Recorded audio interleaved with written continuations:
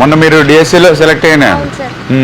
నా పేరు అనుష సార్. అనుష, ఎక్కడ చేస్తున్నామా? ఆచంట గవర్నమెంట్ హై స్కూల్లో పనిచేస్తున్నాను. గవర్నమెంట్ హై స్కూల్లోనా? ఏంటి మీరు సెలెక్ట్ అయింది? School assistant biology sir. School assistant. నమస్తే అమ్మా. ఎవరు? మా మదర్ ఝాన్సీ కుమారి సార్. మీరేం చేస్తూ ఉంటారు? ఇంట్లోనే హౌస్ వైఫ్ చేస్తారు. ఓకే. ఫాదర్ చనిపోయారు సార్. చనిపోయారు. మీరు ఎంతమంది? నేను తమ్ముడు సార్. తమ్ముడు ఏం చేస్తుంటారు? తమ్ముడు ఎంబీఏ చదివాడు సార్. ఎంబీఏ చదివాడు. ఓ, ఇప్పుడు మీదే జాబ్? అవును సార్. మీ ఫ్యామిలీకి సొంతమా? అది అద్దెలు సార్. అద్దెలు. సొంతం ఇల్లు లేదా? ఇంకా లేదు సార్. మీరు బాగా కష్టపడి జాబ్ సంపాదించారు. ఎప్పటి నుంచి మీరు కోచింగ్? మొన్నైనా అంతకుముందు? 6 సంవత్సరాల నుంచి కష్టపడి చదివాను సార్. నా చదువు అంతా గవర్నమెంట్ స్కూల్లోనే చదువు. ఇదే మీది? పర్లే, అక్కడెక్కడ కూర్చున్నారు అనుకుంటున్నాను. డిఎస్సి కోసమని నేను ఇంటిని వదిలేసి దూరంగా వెళ్ళి చదువుకున్నాను సార్. చాలా కష్టపడి చదివాను.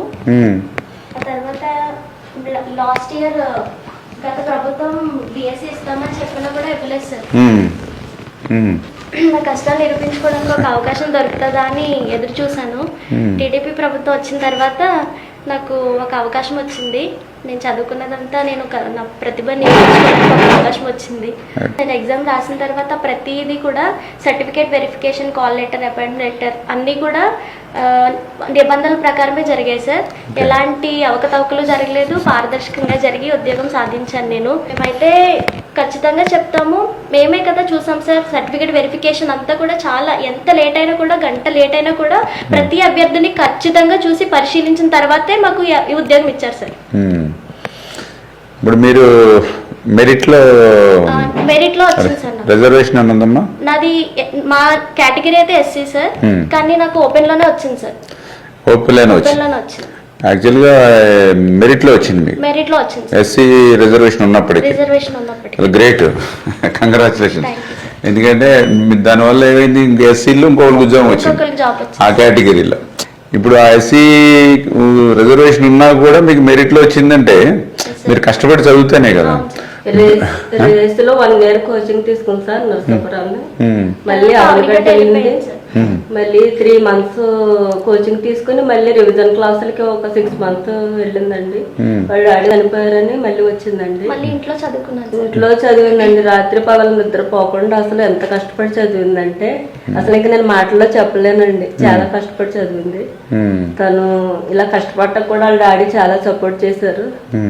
మ్యారేజ్ కూడా వద్దని, నాకు జాబే కావాలి, జాబ్ వచ్చే వరకు చేసుకోనని చదివిందండి.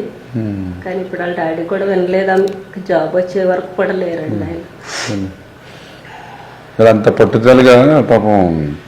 అసలే మనకేంటంటే ఒక ఏజ్ వచ్చేటికి మ్యారేజ్ చేసేయాలని మనం అనుకుంటాం. కానీ పాప ఏంటంటే తన కాళ్ళ మీద తను నిలబడాలని చెప్పి చేసుకుంటాం. మా తమ్ముడు సపోర్ట్ కూడా ఉంది సార్. మా తమ్ముడు తనకి కోచింగ్ ఫీజులు కట్టి మేనవాళ్ళని చదివించాలి అని చెప్పి చదివింది. ఏంటే ఇప్పుడు ఇంత కష్టపడి చదువుకుని, ఇంతమంది హెల్ప్ చేస్తే చదువుకుని, ఈ అమ్మాయి మెరిట్లో కేటగిరీలో అవకాశం ఉన్న మెరిట్లో జాబ్ తెచ్చుకుంటే, ఇప్పుడు వాళ్ళేమో అసత్యం రోజు నోరిప్పితే వాళ్ళు పేపర్ తిరిగేసిన, ఛానల్ చేసిన, ఓ పక్కన దీక్షలని, ఓ పక్కన ర్యాలీలని ఎంత తప్పుదో పట్టిస్తున్నారు. దానివల్ల ఎంత రాంగ్ మెసేజ్ పోద్ది. ఇప్పుడు మీలాగా కష్టపడి చదువుకున్న వాళ్ళందరికీ ఎంత. తను తిరుమల స్కూల్లో జాయిన్ అవుతుంది సార్.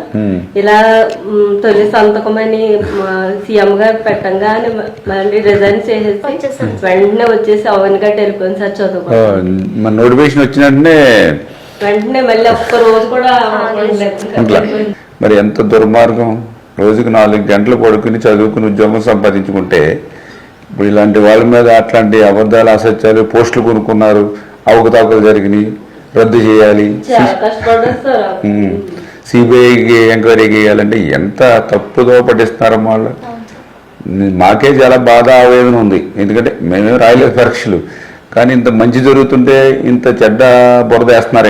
బీఈడి చేస్తారు, ఇంకా చదువుతూ కోచింగ్ వెళ్తానే ఉంది. ఇప్పుడు చేస్తారు, రేపు చేస్తారు, ఇప్పుడు చేస్తారు, రేపు చేస్తారు పోస్టులు. తెలుగుదేశం పార్టీ రావాలి, ఇంకంటే అదే మాట అనేవారు సార్ డాడీ. ఆయన మాట నెరవేరు. జాబ్ రావాలి నిజంగా అది నా జీవితంలో జరిగింది సార్. నేను అనుకోలేదు సార్, అసలు చాలా ఆశలు పెట్టుకున్నాం సార్. లాస్ట్ ప్రభుత్వంలో ఇస్తామని చెప్పి చాలా మోసం చేశారు. కేవలం 6,000 పోస్టులకు మాత్రమే తీస్తామన్నారు. కానీ టీడీపీ ప్రభుత్వం వచ్చిన తర్వాత 16,000 పోస్టులు ఇచ్చారు. నిజంగా అది మాకు చాలా వినియోగించుకునే అవకాశం సార్. మాకు కేవలం అవకాశం కోసం ఎదురు చూసాం మేము. అవకాశం ఎంతకాలం నుంచి చూస్తున్నారమ్మా మీరు? 2018 నుంచి. 2018 అంటే దగ్గర 7 ఇయర్స్ నుంచి చూస్తున్నాను సార్. 7 సంవత్సరాలు. పోలే మీ కష్టం ఫలించింది, మీ కృషి ఫలించింది.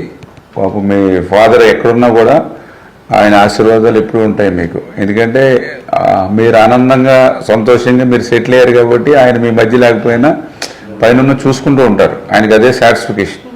ఇప్పుడు మనం ఇంకా ఏదో కష్టాలు ఇబ్బందుల్లో ఉన్నాం, అమ్మ మీద ఆధారపడ్డాం, అమ్మ కుటుంబేషను ఏదో 2 బ్లౌజులు కొట్టి 4 రూపాయలు తెచ్చి ఇప్పుడు మిమ్మల్ని చదివించాలంటే ఆవిడకి బాధ, మీకు ఇబ్బంది కూడా.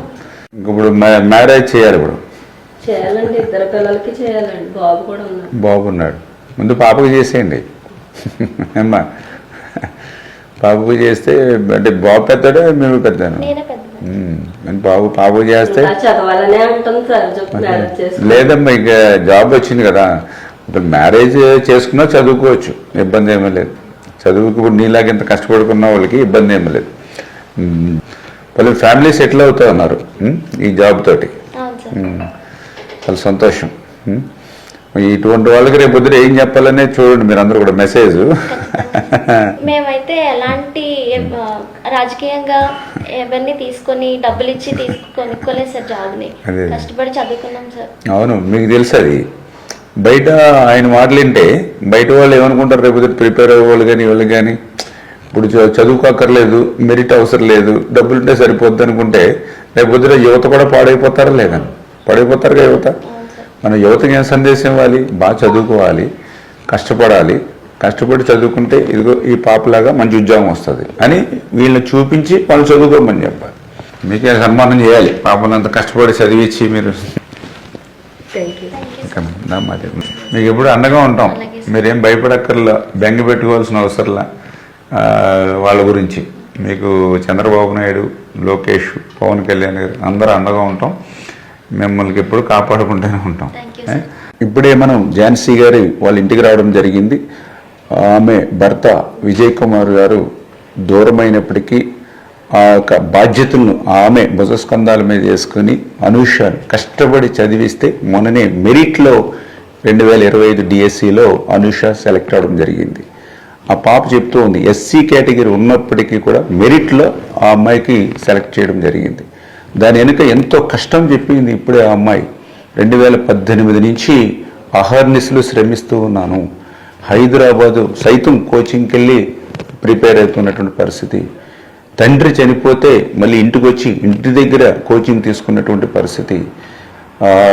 అవనిగడ్డ కోచింగ్ సెంటర్కి పోతే ఉదయం 4 గంటలు లేస్తే రాత్రి 12 గంటల వరకు కూడా నాన్ స్టాప్గానే ప్రిపేర్ అయినటువంటి పరిస్థితి. అంటే రోజుకి 20 గంటలు శ్రమించి కష్టించి మెరిట్లో అనూష సెలెక్ట్ అయిందని ఆ అమ్మాయి మాటలోనే మనందరం కూడా విన్నటువంటి పరిస్థితి.